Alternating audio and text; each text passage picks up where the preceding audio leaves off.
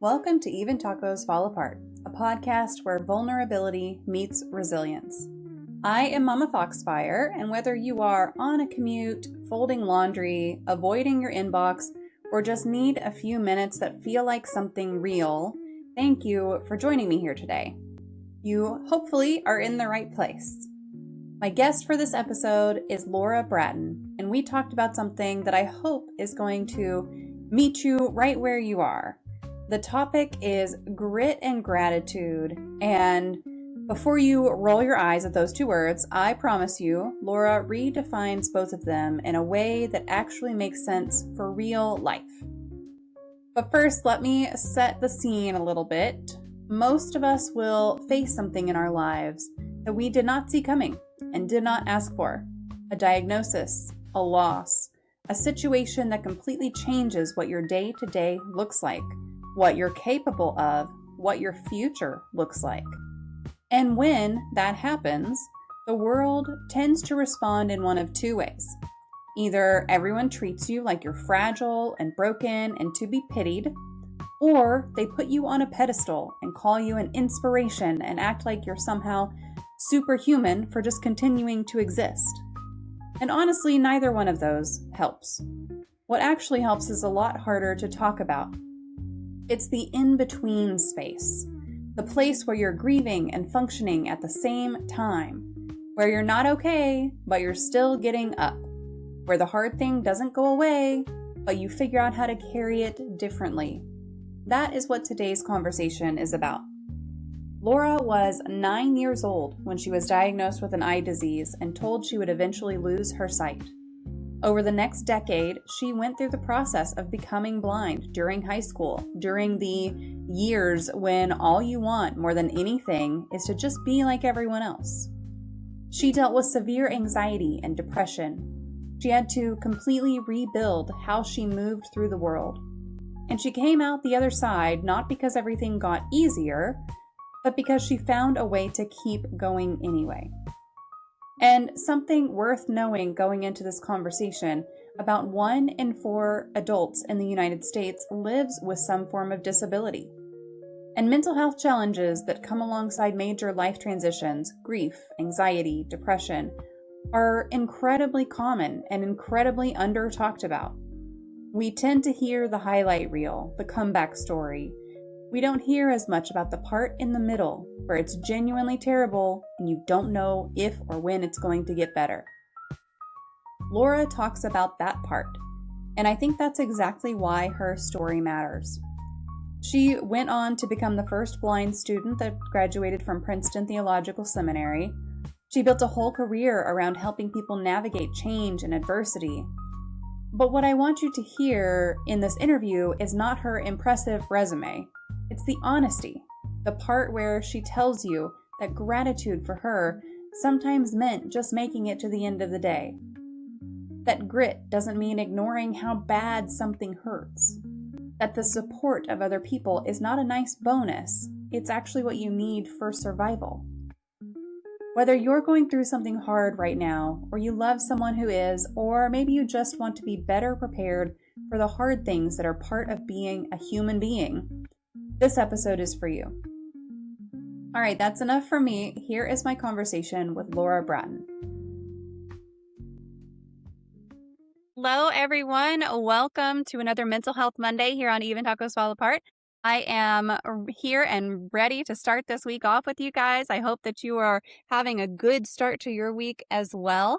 I am very excited. Tonight we're going to be talking about Laura Bratton's story, and she is going to be talking about becoming blind as a teen and finding hope and all about grit and gratitude. So, Laura, thank you so much for joining us tonight and for being willing to share this story with us. Absolutely. Thank you for the opportunity.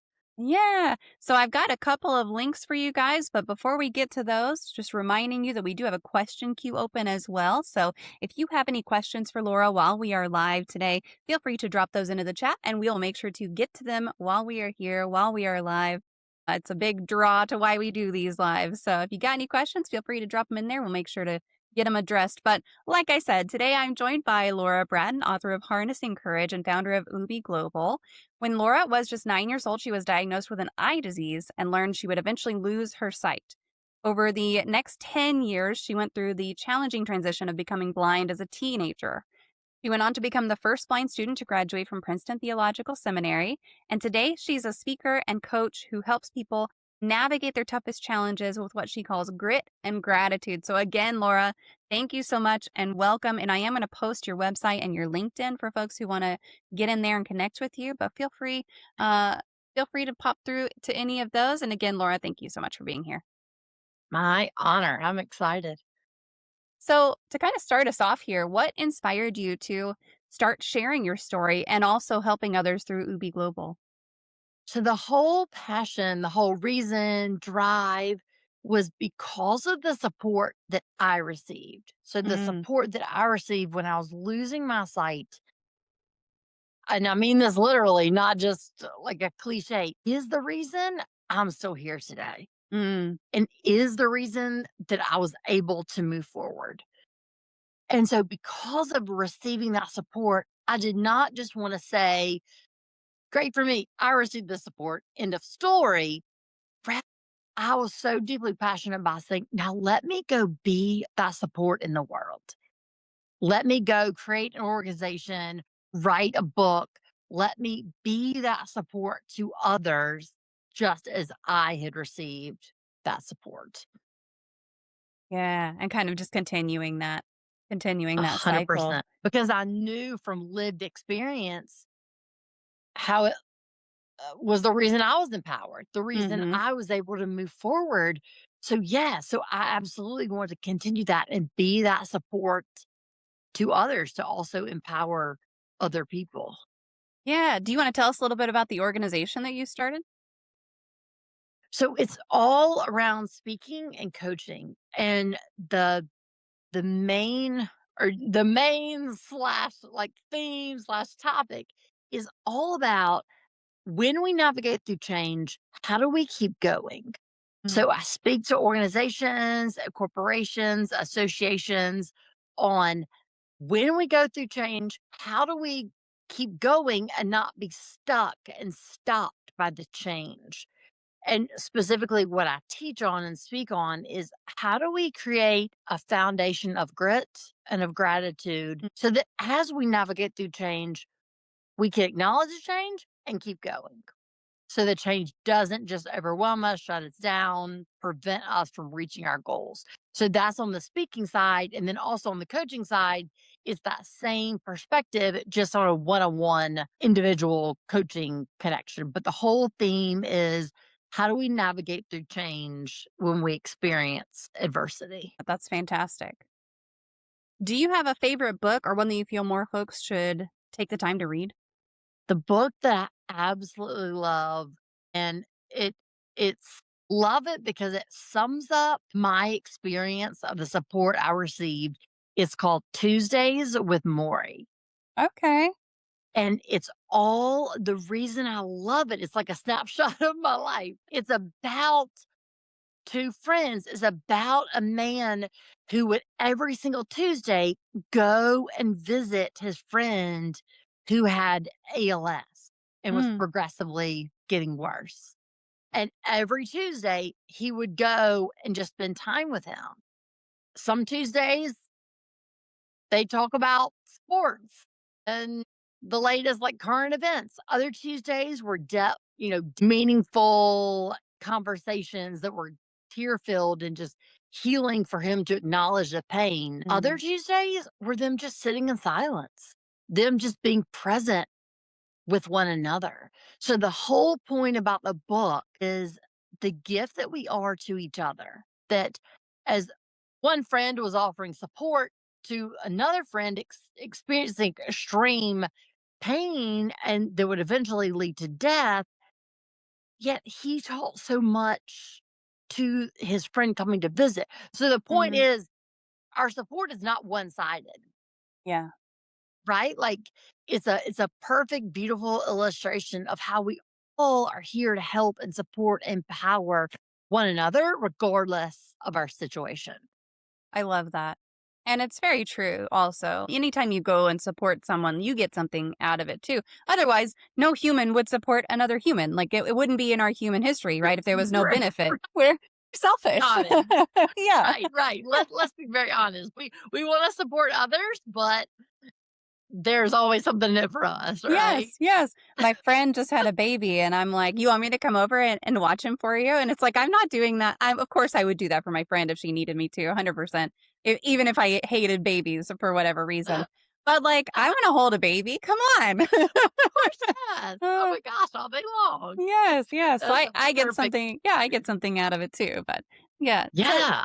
So getting into your story a little bit, can you take us back to that moment when you were 9 years old and you first learned that you would eventually become blind and kind of just what went through your mind? That's so young to have that heavy news. Yes. So the gift of being a 9-year-old was that cognitively, I heard the news. Clearly, I was in the doctor's office, the examining room when the doctor told my parents. But the reason I say it was a gift is because emotionally, I couldn't process what that meant for my future. Mhm. So in my 9-year-old mind, I remember thinking, well, people I can see now, so I'm just always going to see, right? Like, Yeah. it was just whatever my reality was then, I assumed that was going to be my reality forever. Mhm.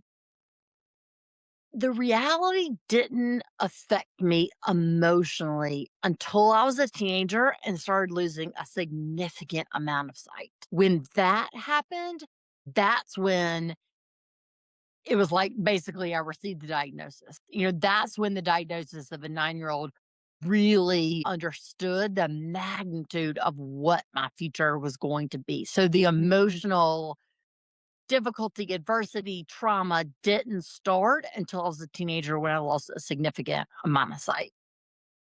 Did your parents remind you of it at all, or was it just something that happened kind of gradually? Were they just like, "Don't forget, you're gonna," because like with my youngest, he's diagnosed with Tourette's syndrome, and it's one of those things that when he was younger, I did have to be like, "Don't forget that sometimes your hands have ticks, and so you are not allowed to carry this." Like it's like, "I'm sorry, but you've had a lot of hand ticks lately, and you have this Right, thing, and it's not in your control. I'm gonna carry this for you because I don't want you to spill milk all over the rug." right, right. 100% for your safety, right? Yeah, yeah. That's a great question. So they didn't have to remind me, like in as you are thinking about reminding me. Mm, Here's how they reminded me. It looked like the reminder came by teaching me strategies before I needed it. mm, So things like we would have like I would start, my parents like, here's a magnifier, and this is what a magnifier does, right? Like, yeah. look, it makes a print bigger.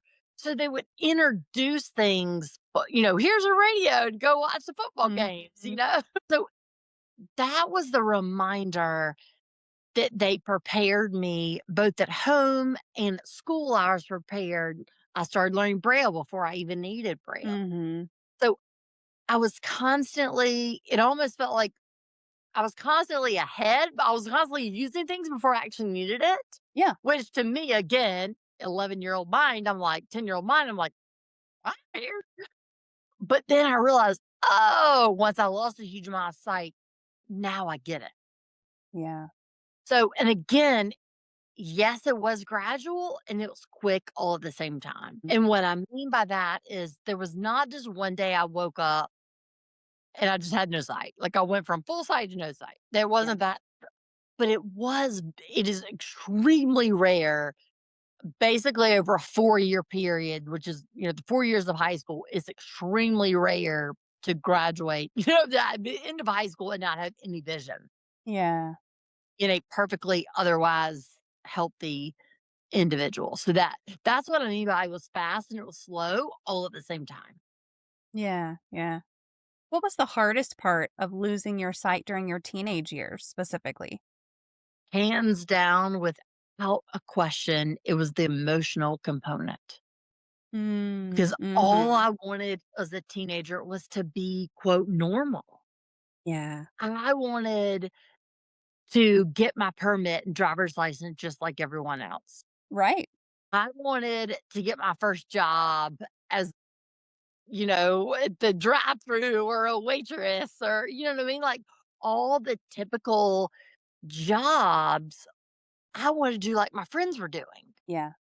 And even everyday things like when you're in high school, when you have a project, and yes, you might know that deadline is coming up 3 weeks in advance. But what do a lot of people do? You stay up, you pull an all nighter to Right. finish you start and finish the project the same night, right? I desperately wanted that experience because my vision, I had to start when the project was given to us 3 weeks before and work hours each day to complete the project on time. Mm. So I was so jealous and angry and frustrated. I just want that normal experience of pulling an Of all course. nighter. Yeah, of course. So it's just those normal markers of being a teenager. That was the hardest part. Yeah. Yeah. I can imagine just wishing for that normalcy, right? That you see other people around you Yes. having, and you're like, I just want that for myself. That's got to be a difficult thing to go through. Yes, and so the grief that brought, I can't even put Yeah. into words the Yeah. level of the grief. I want to get into the kind of mental health side of that, but pardon me for one moment because my child is playing his music so loud in his room that I'm going to go onto my phone and turn it down myself because it's obnoxiously loud and I hear it very loud. Take your time. Yep. There we go. Right? He had it at like 50%, which is way too loud. His room is right next to my office. And I'm like, you can't. You can't. I'm sorry. That's not, we're not Not an we're, option right we're now, not doing right? that. We're not doing that. Normally he's very, very good about, hey, it's Monday. This is the one thing that I do for myself. And it's on Mondays and it's every Monday and it's very consistent. And all I need is for you to not interrupt. Normally he's fantastic. Every now and then I have to, remind him that he Just can't remind him. that he can't. It's okay, which is fine. It's all good. Speaking of normal teenagers, Yeah, right? right? Well, and in his defense, his whole world is his whole world, right? Like that's Right. it's just what's right in front of him. It's fine. So like I said, I really want to get into the mental health side of that. When did you realize that you really needed to shift your focus to mental health to cope with this challenge? You're talking about all these physical things that you and your family put into place, but when was that switch to mental health focus for you? Honestly, it the focus became clear out of pure survival, Mm. because I got so low so quick. And what I mean by that, what it looked like was such severe anxiety. I was just living in constant panic attack. Oh. Oh my Such gosh. severe depression.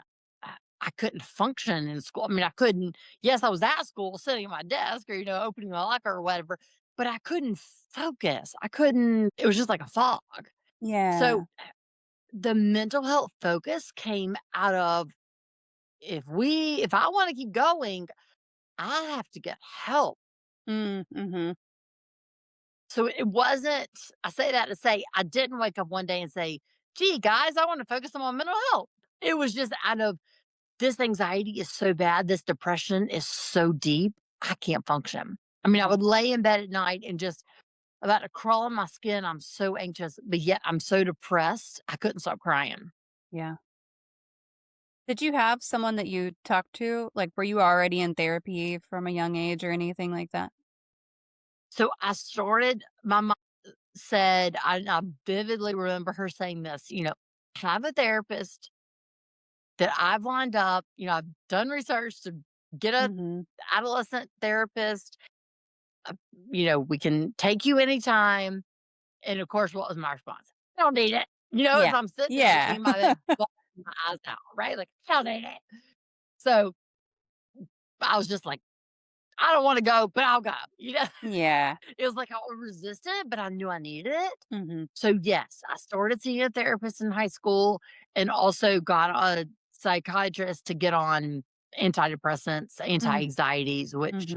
create a whole difficult process in itself because of the side effects of the medicines and trying to find the right combination of medicines. And one would make me so drowsy I couldn't wake up. One made me so hyped Yeah. up I couldn't go to sleep. So it was just that vicious, horrible circle of it just took forever to even out. Right. Right. On top of other things that you're already dealing with too. 100%, 1000%. Yeah. Now, you mentioned earlier the grit and gratitude part of it. And I know that's a focus for you in a lot of your speaking and writing. Can you break down what those words grit and gratitude mean to you? Yes. And before I break them down, I would love to share how I came to each of those words to give a better context. Yeah, Because please. again, I don't want to make it sound like I just woke up one day and said, gee, world, I'm going to have grit and be grateful, right? Yeah. Like, Yeah. the reason I came to those words again was out of survival.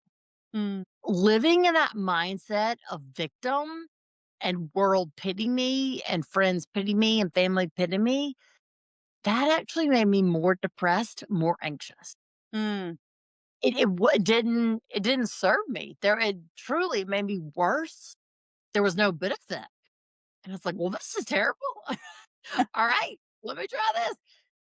That whole mentality of like, you're a superhero, you're amazing, you're so inspirational, you're so strong. mhm, That didn't serve me either.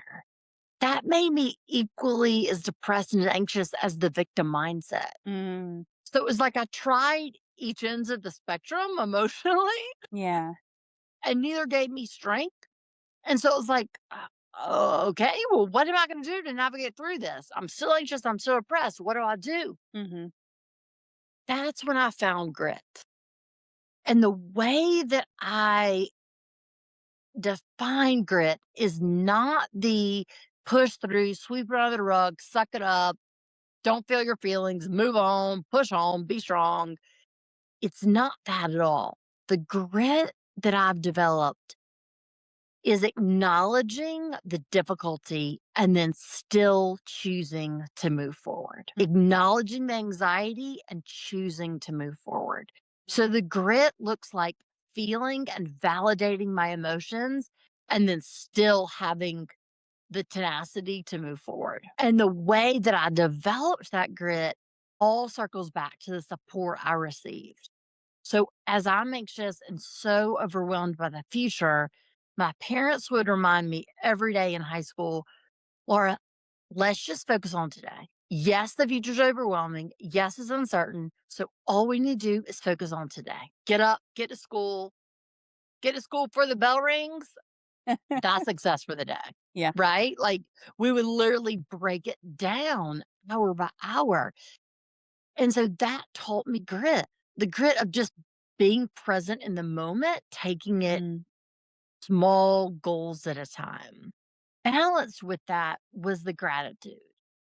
And just as I did not wake up and say, oh, I feel grit today, world. So this is what I'm going to feel the rest of my life. Gratitude all started by a short interaction with a mentor. In high school, a mentor of mine said, Laura, I want you to start focusing on gratitude each day and developing a mindset of gratitude.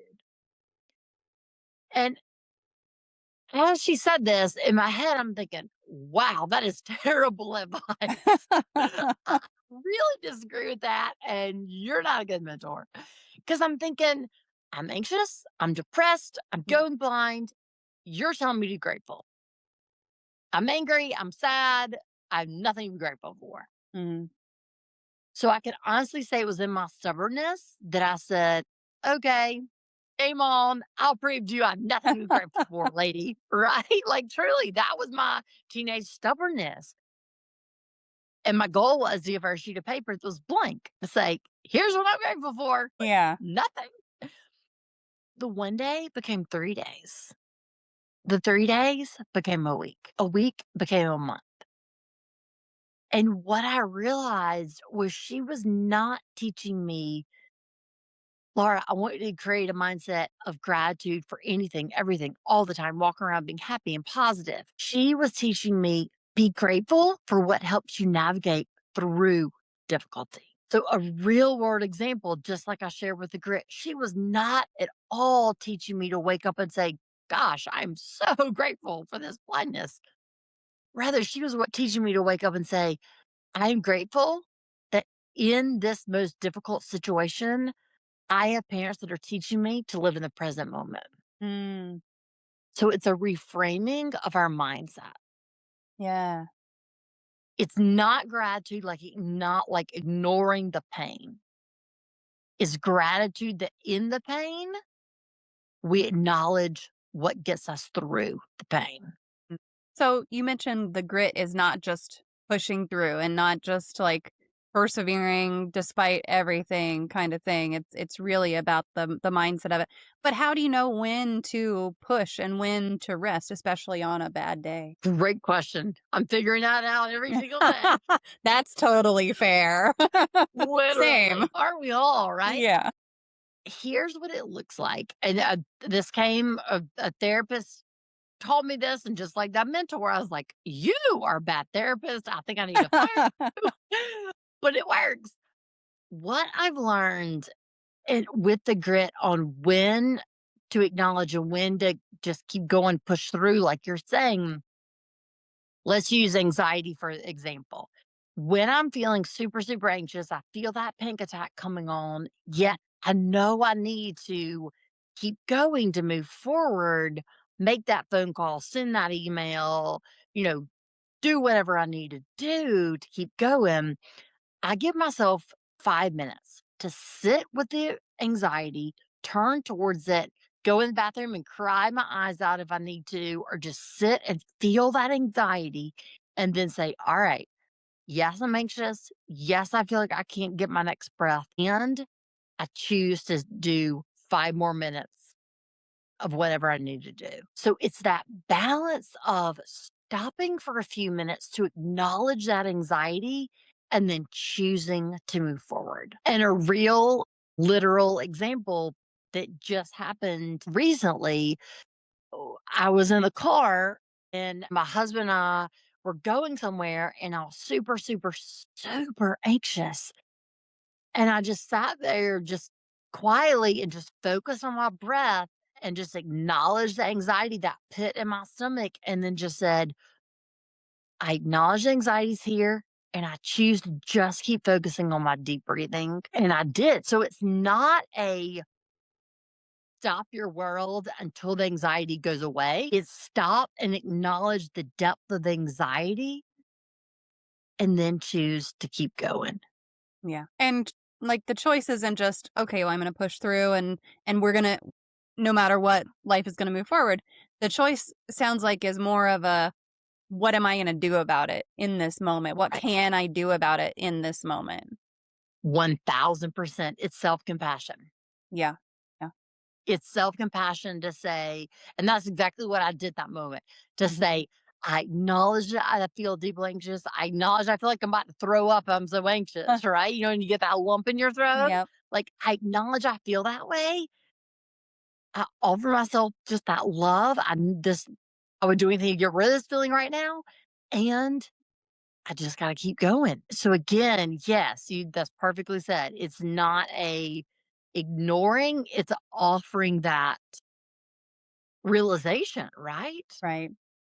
So, kind of similar question for gratitude. How do you practice gratitude when you're in the middle of something really hard? So the gratitude looks like, and I want to quickly say before I talk about that, I no longer write down every day 3 things I'm grateful for. Now, what it looks like, because people ask me that, okay, 30 years later, do you still spend Yeah. night every, like, oh my gosh, no. It looks like a mindset of throughout the day. I I just recognize things I'm grateful for. So as they happen, I just in my head acknowledge the gratitude. So I say that to say, on those difficult days, that's not my instant go to of a mindset, right? Like Right. I'm not instantly thinking throughout the day during the difficult days what I'm grateful for. What I take a few minutes to do in those most difficult days at the end of the day, as I'm brushing my teeth, taking a shower, whatever, getting ready for bed, almost breathe that sigh of relief and just say, I am so grateful this day is over. And I survived this day because of ABC, because of that stranger that offered a kind word, because of the sunshine I was able to feel for 5 minutes, because of that one phone call that went really well. And again, it's not about spending hours and hours on gratitude. When I'm struggling and having a difficult day, it might be 2 things I'm grateful for. Or I might fall in bed and say, "Thank God this day is over." Yeah. And that's it. That's the gratitude for the day. And Mhm. that's enough because that was all I could muster for that day. So I don't want anyone to think like it has to be hours upon hours of focusing on gratitude and it has to be this perfectly written out or thought out gratitude. It can just be falling in bed as your head hits the pillow, being, "Oh my God, I'm so thankful Mhm. I get, 2 hours of sleep, 8 hours of sleep," whatever. It's gratitude in those difficult days is not all like happy and joyful and Yeah. all day.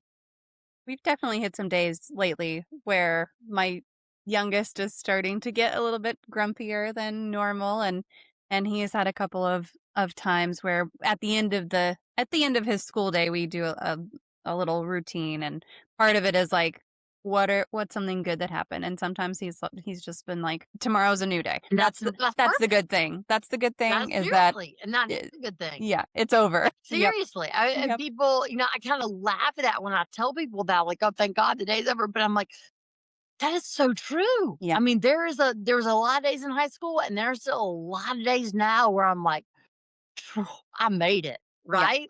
Tomorrow's a new day." Yep. You And never have that's to do this day again. exactly, exactly. And that's equally as valid. I don't Yeah. want anyone to hear this and think, "Oh, that's not valid. That's just less gratitude or less Mm, appreciative." That's equally as valid. yeah. How do you respond to people who say the grit and gratitude kind of message puts too much pressure on the individual to overcome rather than addressing systemic barriers that might exist? Choice, choice, choice. And what I mean by that is it's our choice, and I'll make it very specific. It's my choice every day, every moment, every hour. How do I respond? Yeah. And so I have the choice.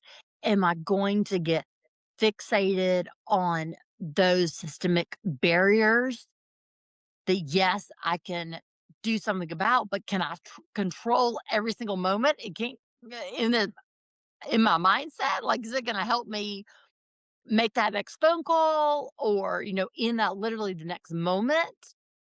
What I can control and what I have a choice over is how I respond. Mhm. And I can control and respond my choice of mindset. Yeah.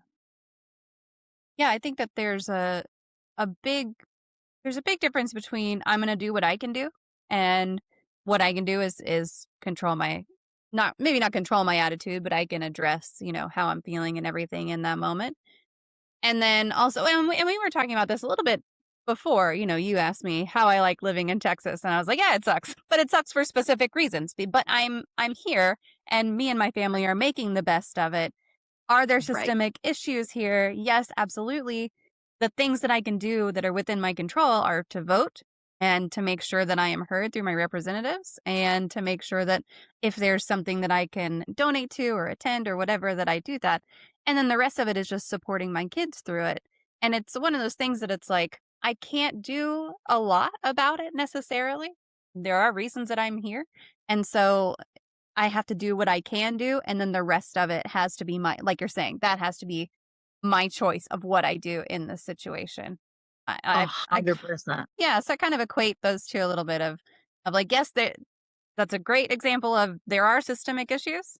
I do what I can about them. However, life goes on, and the rest of my choice has to do with how I deal with it in my smaller circle. Thank you for sharing that example because that's perfect. That's exactly what I was trying to say, and you said it much better, more clear in a real world example because that's 100% true. Yes, thank you for sharing that. Yeah. So, what's one small thing that folks listening could do today to start building their own foundation of grit and gratitude? The first step is acknowledging the pain and the difficulty of the adversity you're going through. And the reason I say that is because from my own experience, I wanted to instantly jump to how do I fix it? How do I move forward? Of course. Right? Like, how's the future going to work out? right? Like, I want to jump from problem to solution, Yep. right? Like, Same. instantly. And so many people I work with, both speaking and on the individual level, they're like, here's the change I'm facing. Now, how do I get through it tomorrow? Mm-hmm. You know? Yep. And it's like, that's unfortunately, that's not possible. Mm-hmm. And what I found in my own life is once I acknowledge the pain, yes, I'm in this deep anxiety. Yes, I'm in this deep depression. Yes, I'm in this deep time of grief. Then I had the empowerment and the mindset and the control to move forward and do something about it. Mm. Until I acknowledged the pain, I was just like spinning in circles mentally, Mm-hmm. I was just like, how do I fix it? How do I fix it? How do I fix it? So that's why I say for anyone listening, acknowledge the pain you're experiencing. And that then allows you to put the steps in place to create that foundation. But first, please, please, please don't do what I did. Don't skip over the emotional pain of your Mm. experience. Mm-hmm. Validate the pain. Yeah.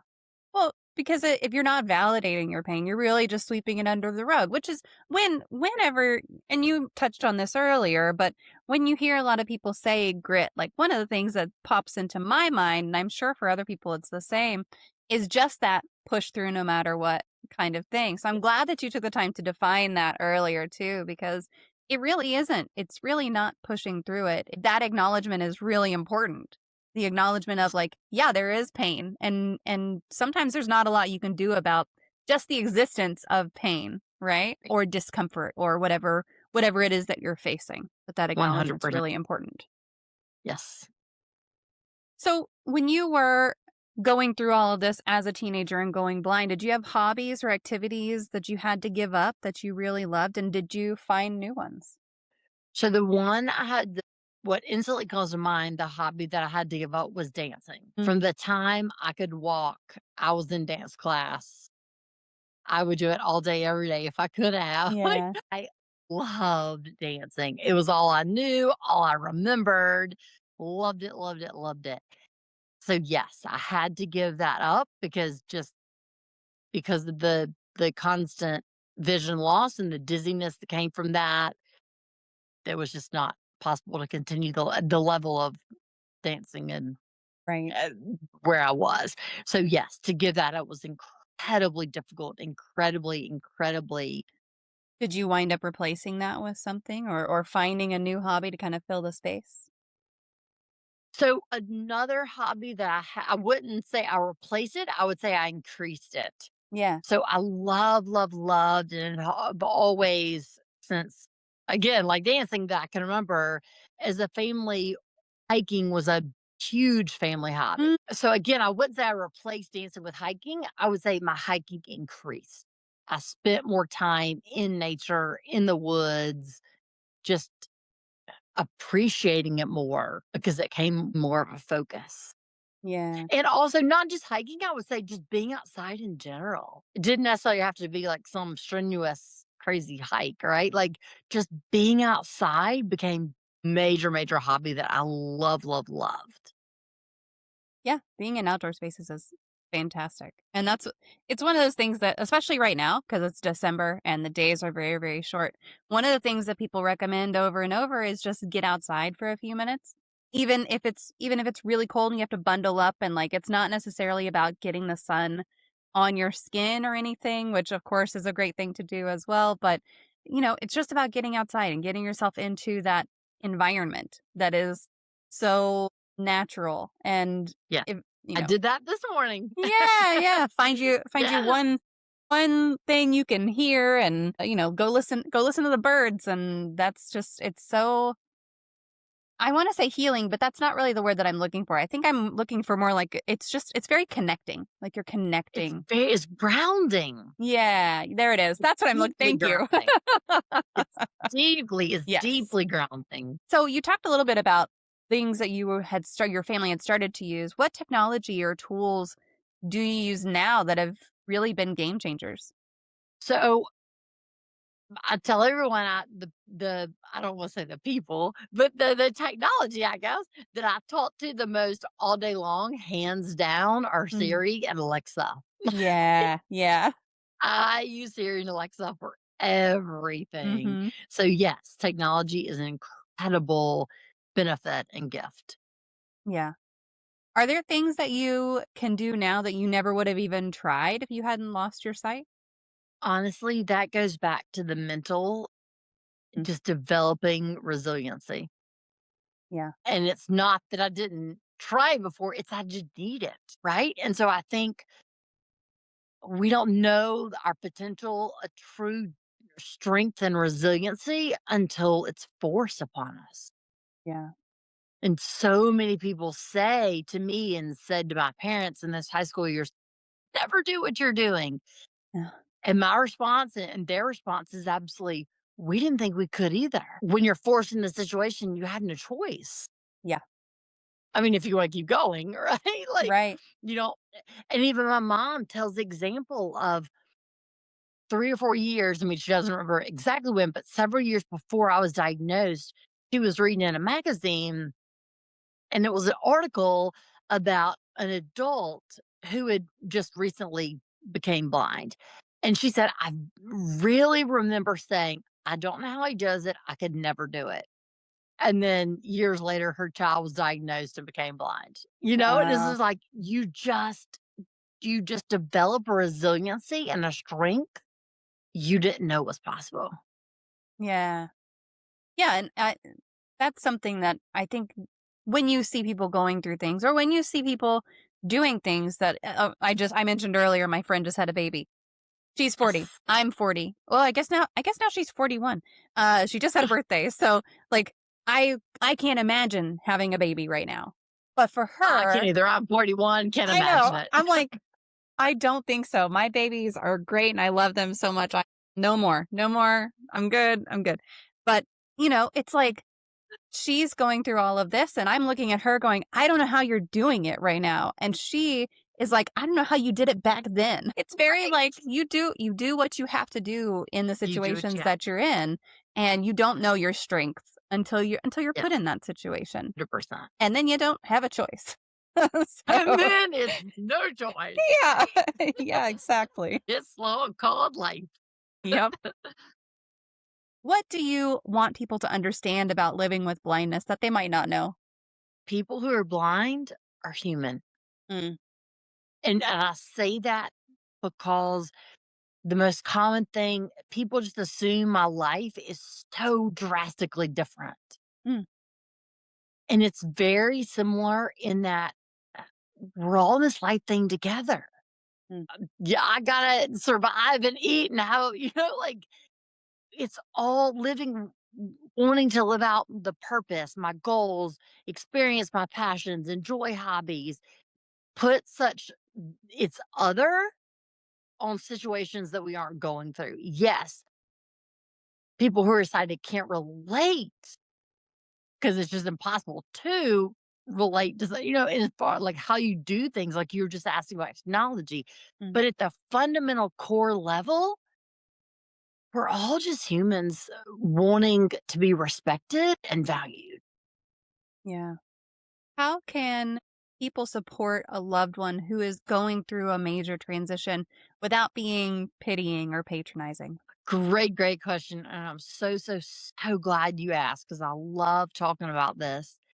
Again, I speak from my own lived experience. Yeah. The best support that I received is those people that said to me or say to me, I don't walk in your shoes. I'm not going to pretend to walk in your shoes. I'm here to support you.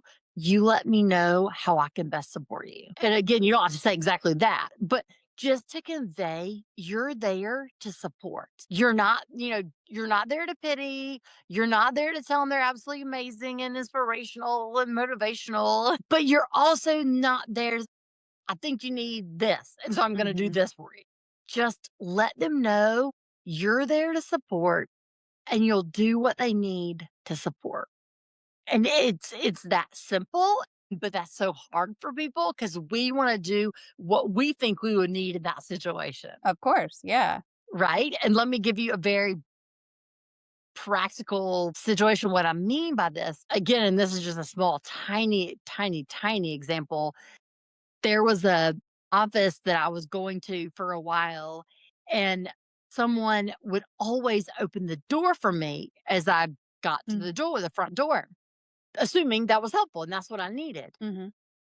Having a guide dog, it was best for me to walk up to the front door, allow the guide dog to they're trained to put their nose on the handle. I could orient myself, make sure I was even in the door. I wasn't like one side or the other. Put my hand on the doorknob, open the door, walk in, that gives me a better orientation Yeah. of the space. They assumed it was helpful to open the door wide and just be like, "Hey, come in." And no matter how many times I said it, they didn't listen. They just automatically assumed they know what's best for me. Yeah. And that actually made the situation harder. So that's just one tiny, tiny, tiny example of rather than assuming what's best, I'm here to support you. What do you need? And then it sounds like also listen. 1,000% listen. 1,000%. I cannot stress that enough. I I've had more people than I could ever count who didn't listen, who Yeah. just and it wasn't that I wasn't saying it, it was just they didn't wanna hear what I'd say. They wanted to do it their way to make themselves feel good. Yeah. Yeah. Like they were helping the poor pitiful blind girl.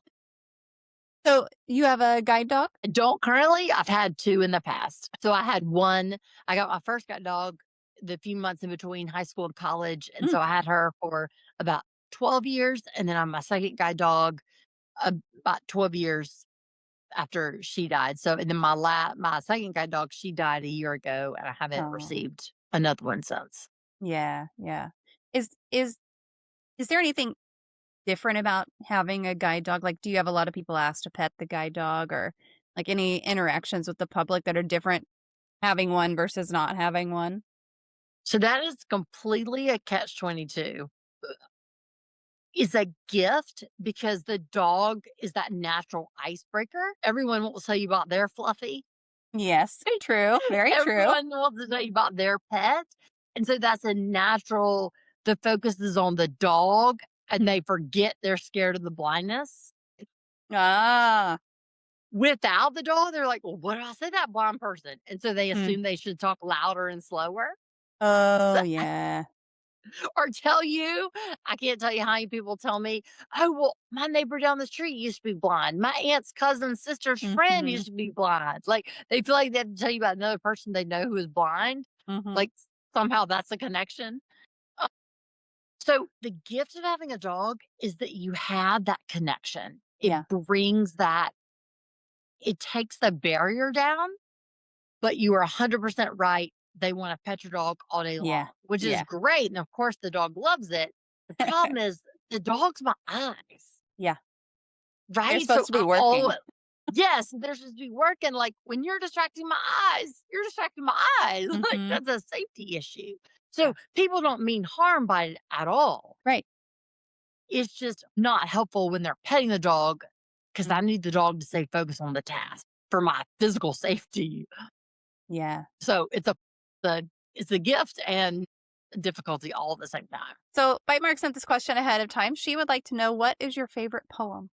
So I would definitely circle back and say, honestly, I do not have a favorite poem, but I cannot stress enough the book Tuesday with Maury Okay. because it just sums up again and goes right circles back to everything we were talking about. What would you say? The question about what would you say to someone? Support, support, support. It doesn't look like pity. It doesn't look like making them superhero amazing person. It looks like support and listening, listening, listening. Yeah.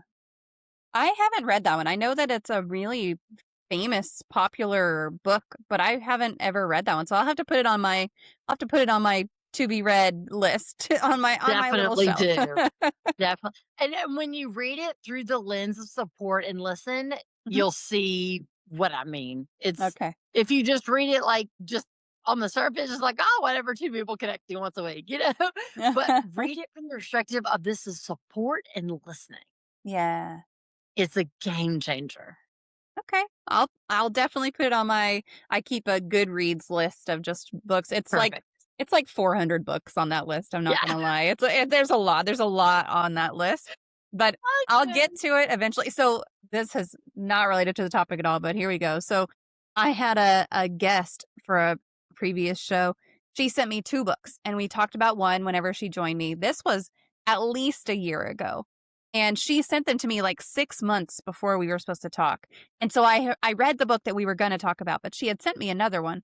Well, just a few months ago, I actually picked up that next book, and I reached back out to her. I was like, "Jody, I'm reading your next book, and I swear it's not that it's taken me this long to get to it because I don't wanna read it. It's just I it was in a stack." That was awesome. My 400. Yes, yes, but I will get to it eventually, and when I do, I'll let you That know. I'll let you know what I think that of is it. I love it. I Yeah. love it. That's great. So what is your favorite life hack? Courage, courage, courage. Developing courage supports us in the good and in the bad. In the good, it allows us to compliment and respect ourselves. And in the difficulty, it allows us to keep going and not give up. It can be really difficult to have courage, though. Incredibly difficult. Incredibly difficult. Do you have any, like, tips of if you're not feeling it? Like, they talk about before public speaking, doing the power poses and that kind of thing. Do you have any tricks for picking up a little bit of courage in your life? I would say start, and this is not going to sound like it leads to courage, but I promise it does because it was my lived experience. Focus on your breathing. Mm, And the reason I say that, I had no idea how the anxiety, depression, the grief was making me breathe short, shallow, almost like I was panting, right? Like short, mhm. shallow breaths, or just holding my breath. Yeah, And once I started a simple practice of breathing from my diaphragm and just deep breaths, just even in and out, that just calmed my whole nervous system and allowed me to think clearer. And the anxiety decreased. I don't in any way want to paint the picture it went away magically, but it gave me the choice to choose courage. So start with a very, very simple practice of breathing, and I promise it will lead to courage. yeah. Do you have any specific breathing techniques? Like, there's box breathing, and I don't there's, like, 4 by 4 breathing, and there's a couple of different breathing techniques. So, are there any in Yes. particular that work for you? Love the box breathing Yeah. because the reason I love it and what I introduced to people I work with is very practical. Mhm. Breathing in for 4 seconds, holding for 4 seconds, breathing out for 4 seconds, holding for 4 seconds. We can do that, right? But like, if somebody tells me, "Oh, focus on your breath for 10 minutes," it's like, "Oh my Mhm. gosh, are you kidding me?" I just, I get distracted, right? So that simple box breathing, I don't know. For me, it's just very. I can manage that, right? Mhm. When I'm just like breathing so quickly and shallow, I Yeah. can handle the box breathing. So it just for me is that practical way to start, and then it can increase from there. Yeah.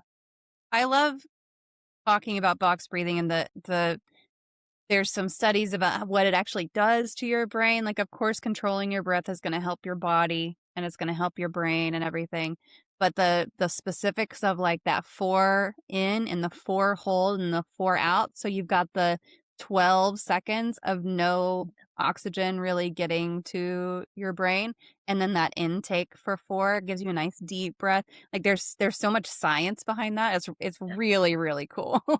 I I love love it. it. It's fascinating, right? Yep. Because it's again, I'm so glad you said that.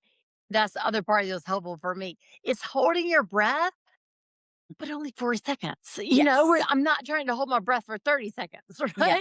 Like, Yep. and then be like, and just letting it all out. It's manageable. I can do 4 in, 4 out. So it's Yes. very, very practical when you're getting started.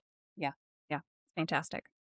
Well, it is time for the magic moment. If you could wave a magic wand and eliminate one common opinion or misconception surrounding mental illness, disabilities, or talking about mental health, what would it be? People with disabilities, and I've said this so many times throughout our time together, are superhero, amazing, inspirational. We're humans living Yeah. our life. It's that simple. Yeah. I think that a lot of people's, and they talk about just looking into someone else's life, like you never get the whole picture also. And it's like, yeah, okay, you're seeing this inspirational piece of it, and you don't see that I woke up and had to deal with it being really, really cold and my kid being grumpy. He wasn't grumpy this morning, but Right. some mornings he is. So it's like you didn't see all of that part. What you get to see is the part that you put forward. So yeah, the reminder that everyone's human, and that's what it boils down Yes. to at the end of the day, is a great, At great the end of the reminder. day.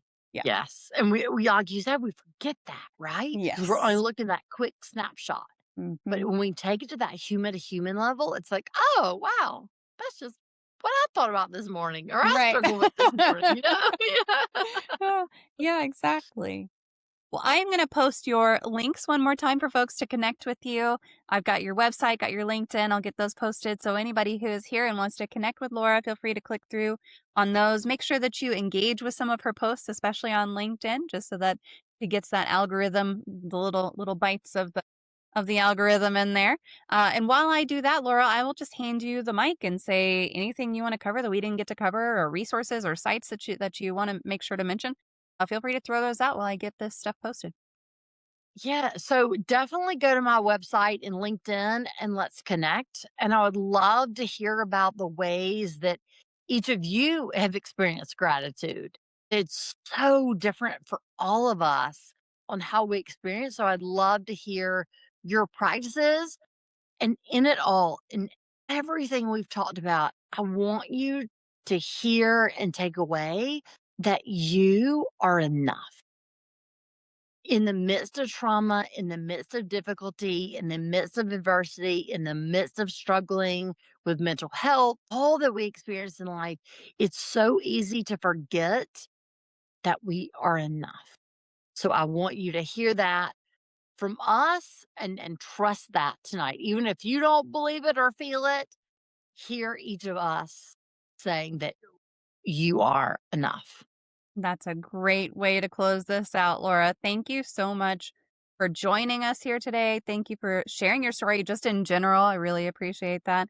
And yeah, thank you everyone else for being here and being a part of this. So you guys stick around for just a minute. I'm going to disconnect with Laura and I will be right back. But Laura, again, thank you so much. Thank you. And that was Laura Bratton. I hope you got a lot out of that conversation because there was a lot there that's worth revisiting and sitting with. A few things have been rolling around in my head since I recorded that, and I just want to take a second to bring it back to ground level. Laura talked about how grit isn't about pushing through and pretending something doesn't hurt. It's more about feeling the weight of it and taking one small step forward anyway. I think most of us have been taught the opposite of that our whole lives. We've been taught to toughen up, move on, look on the bright side. And what that actually does is teach us to skip the part where we acknowledge that something is genuinely hard. And when you skip that part, you don't heal it. You just carry it around until it gets heavy enough to stop you. So if you are in the middle of something right now, and statistically speaking, a lot of you are, give yourself permission to say out loud or just to yourself, this is hard. That's the first step. Just saying it out loud. This is hard. I also loved how real Laura was about the gratitude piece, because gratitude has become this thing that gets thrown around like it's a magic fix. Like if you just write down 3 things every morning, your problems dissolve. That's really not what we talked about. Laura talked about finding one small thing in the middle of a brutal day that got you through it. Sometimes it's a kind word from a stranger. Sometimes it's just the fact that the day is over and tomorrow is new. That counts, all of it. It all counts. What she said about support is also something I keep coming back to. Not pity, not putting someone up on a pedestal. Just showing up and asking what they need and then actually listening to the answer. That's it. That is the whole thing. And it sounds simple, but most of us are terrible at it because we want to help on our own terms, in the way we think we would want to be helped. Laura was gracious about it, but she was also clear. Listen first, every time. I want to take a second and say thank you for being here and for spending your time with me. This show exists because of the people who listen to it, share it, and show up for it every week. If today's episode meant something to you, the best thing you can do is leave a comment or a review wherever you're listening right now, wherever you get your podcast. It takes 2 minutes, and it makes a real difference in helping other people find the show, feeding that hungry algorithm. Subscribe if you haven't already so you never miss an episode. And if someone in your life needs to hear this conversation today, send it to them. Just forward it. Don't overthink it. You can connect with Laura through her website and LinkedIn. I have links for you in the show notes so you can find ways to do that easily. And as always, life is going to get messy. Your best laid plans are going to fall apart. Your most important moments are going to be imperfect. But just like a taco, sometimes the best stuff spills out right in the middle of the mess. We still love the taco when that happens, and you are still worth loving when it happens to you. I will catch you next week.